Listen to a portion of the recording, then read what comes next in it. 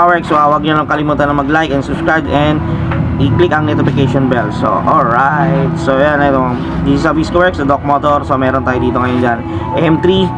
So yung M3 na yan mga works, umusok yan, kakabit pa lang ng tropa niya nung may-ari na yan. So Sir EJ yan, so salamat.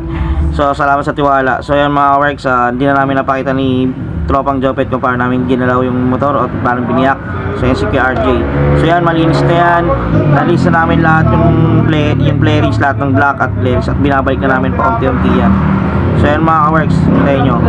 So ito na mga ka-works, at nabuo na namin ni Jopet. Di na namin napakita sa inyo kung paano namin binuo ni Jopet yan. At wala nang usok yan.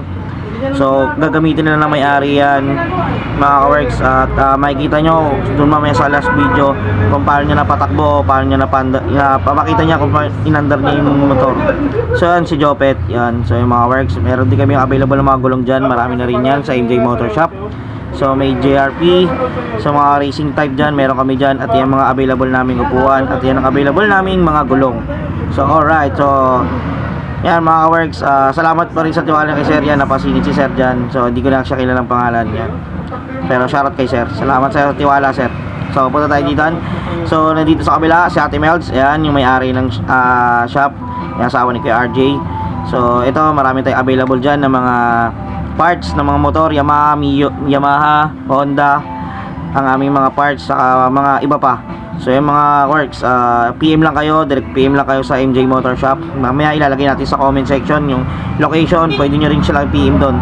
Alright, so yung mga works, so yan, tinuturo ka ate. Kala niya sinasabi ko masungit, pero okay yan si ate, mabait yan si Ate Melody. Guys, ito na yung motor na binaklas niya, Boss Vista, the Doc. Okay na siya, gumagaan na siya. Binaklas niya yung makina na ito nung nakaraan. Antray ko lang.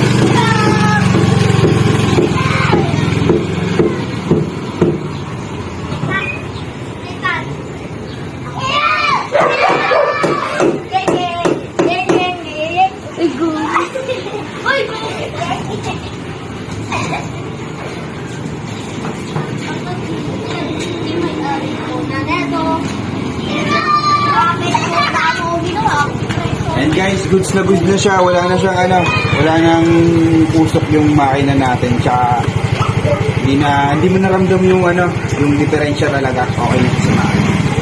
Goods, thank you Boss Doc.